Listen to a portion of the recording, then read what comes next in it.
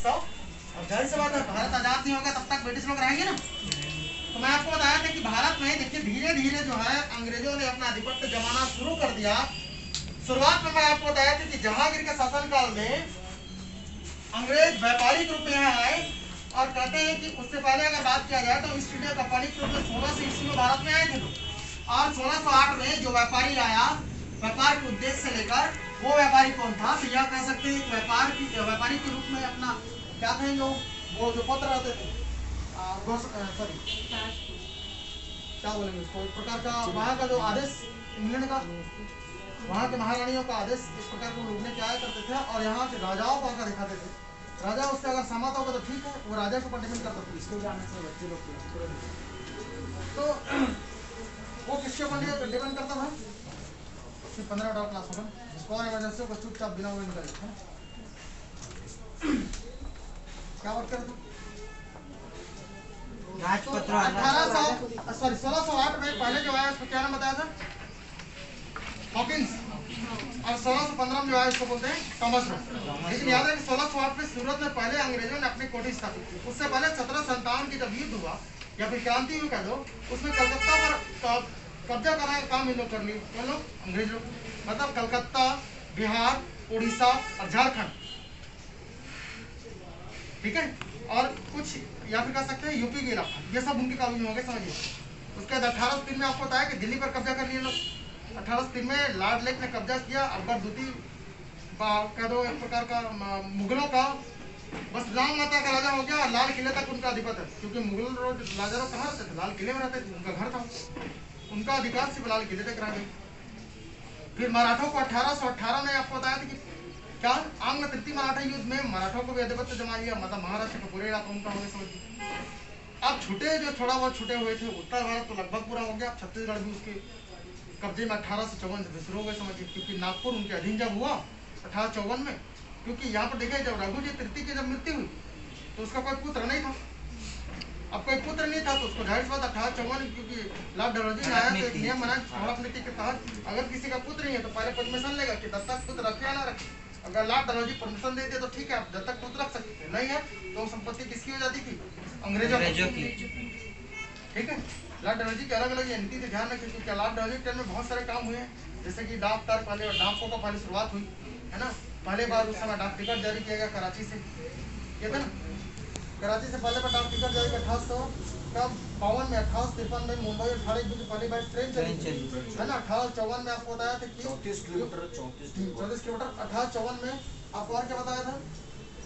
1854 में सबसे पहले बार 54-55 में इंजीनियरिंग कॉलेज की स्थापना हुई। 1854 में पहले बार जूट उद्योग की स्थापना हुई है ना। या फिर कहीं कपड़ा उद्योग, क्या नाम था? यूके और शिपिंग, उसका कपड़ा उद्योग का नाम था पहले बार जिन्होंने शुरुआत की। और उसके अलावा 1854-55 की देखिए रुड़की मतलब पश्चिम बंगाल के इलाका है ना, यहाँ पर पहले बार इंजीनियरिंग कॉलेज वगैरह शुरुआत की उन्होंने। फिर विश्वविद्यालय के तौर पर उन्होंने विश्वविद्यालय वगैरह को बनवाने का भी उन्होंने शुरुआत कर दिया।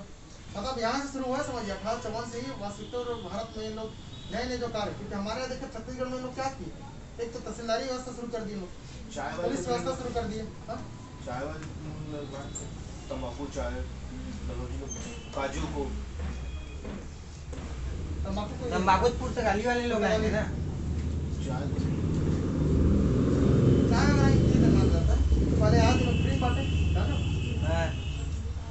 ऐसे प्रचार करने के क्या करते हैं? जैसे किसी पेपर को नया पेपर आया क्या करेंगे? अपने घर प्रिंट डालेंगे आप, जब उसके आदि पर है और उसी जियो कंपनी ने भारत को 1 साल फ्री दे दिया, सब कुछ थी। और उसके बाद 399 कितना रिचार्ज आता था? आप कितना कर दिए? 550 रुपये। पहले 399 नहीं 349 था, वही 399, मतलब इतनी कमा रहा है। खैर भारत का पैसा भारत में रहेगा, चिंता मत करो। आप ऐसी चीजों का उपयोग ना करो जो विदेशी वस्तु, समझ रहे हो?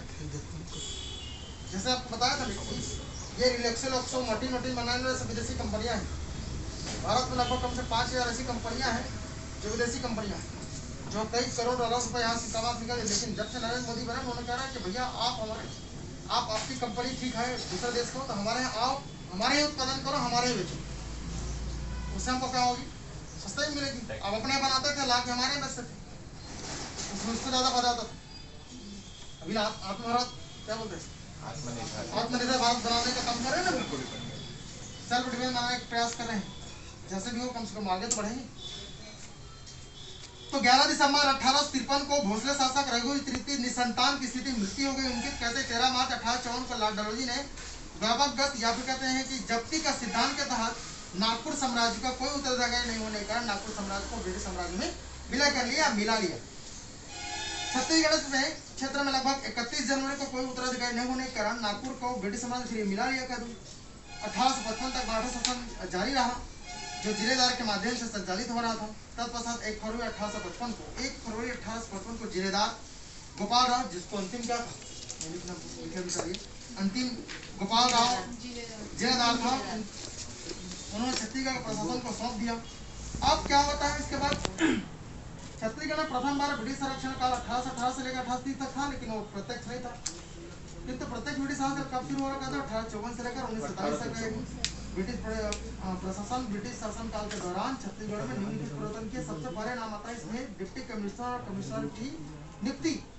अब डिप्टी कमिश्नर और कमिश्नर देखिए पहले बार भाई यही बात है, जब तक कोई बड़ा पोस्ट नहीं होगा उसके अधीन काम वाले थोड़ी जानेंगे। इसीलिए 2 नवंबर 1861 को जिलेदारी व्यवस्था प्रारंभ कर दी। जिलेदारी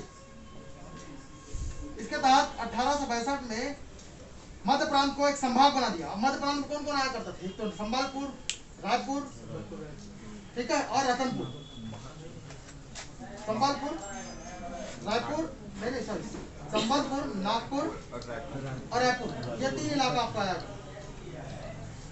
तो कहते हैं कि इसमें प्रथम डिप्टी कमिश्नर के रूप में जिसको नियुक्त किया हुआ था चार्ल्स सी इलियट। कौन था? Charles Elliot. कब 1854 से लेकर 1862 तक थे। और अतिरिक्त डिप्टी कमिश्नर किसको बनाया गया? तो हमारे यहाँ वही जिलेदार जो अंतिम क्या नाम था? गोपाल राव को, अंतिम जिलेदार को याद रखिए डिप्टी कमिश्नर बनाया गया। और उसके अलावा ये तो हो गया बिलासपुर के गोपाल राव को। रायपुर किसको बनाया गया? तो मोबिल उल हसन को रायपुर का डिप्टी कमिश्नर बनाया गया, मोबिल उल हसन को। और बिलासपुर किसको बनाया? गोपाल राव। कमिश्नर किसको बनाया? चार्ल्स सी इलियट। ठीक है। उसके अलावा छत्तीसगढ़ को ब्रिटिश साम्राज्य में विलय के पश्चात चार्ल्स सी इलियट को डिप्टी कमिश्नर की नियुक्ति किया गया था। कहते हैं कि राज्य के प्रत्येक जिले में एक डिप्टी कमिश्नर की नियुक्ति किया गया था। अपने राज्य के प्रत्येक जिले में किसकी नियुक्ति किया गया? Deputy commissioner.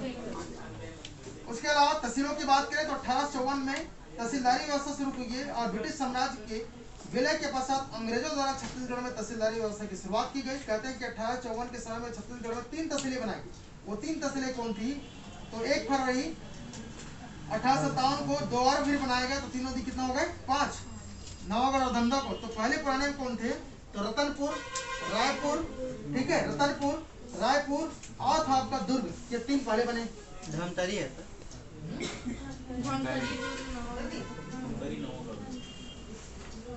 नहीं, तो बाद में बने ना। रायपुर, रतनपुर और धमतरी 1854। कब? 1854 में। कौन कौन बने? रायपुर, रतनपुर, रतनपुर और धमतरी। क्योंकि दुर्ग को बाद में बनाया गया किसके स्थान पर? जानते हो? धमधा के स्थान पर।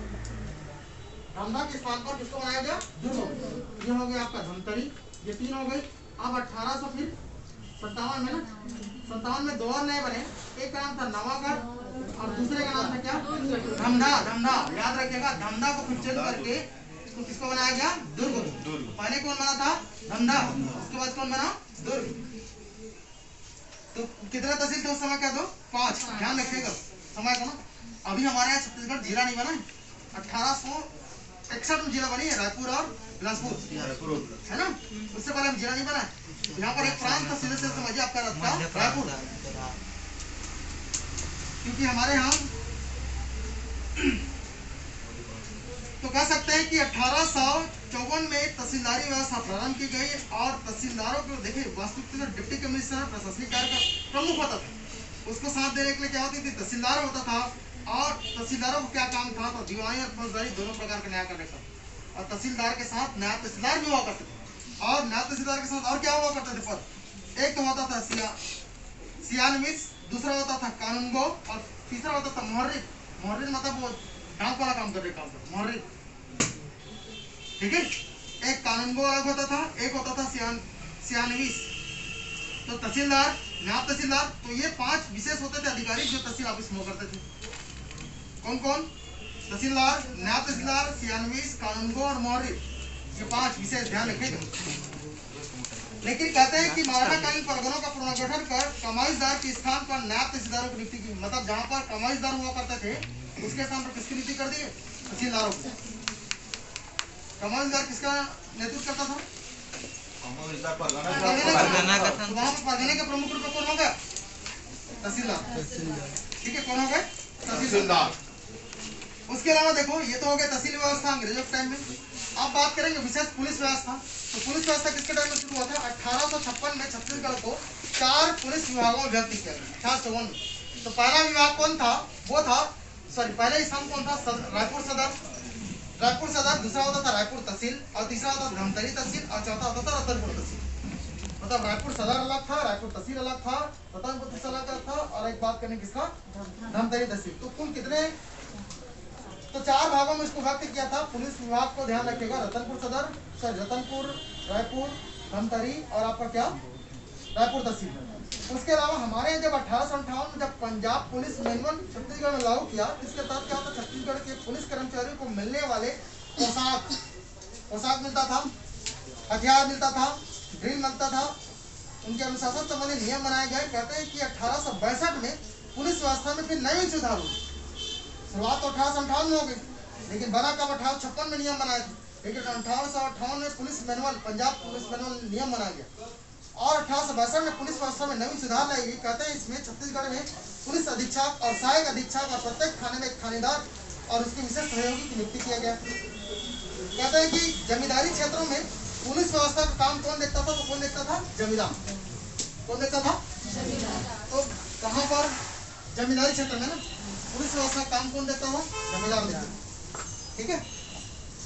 और सिपाही को बरकंदाज कहा जाता था। एक नया शब्द है, देखिए, बरकंदाज। ठीक है, ठीक है। फिर आज के लिए इतना ही। बाकी कल हम लोग देखेंगे जल प्रशासन मध्य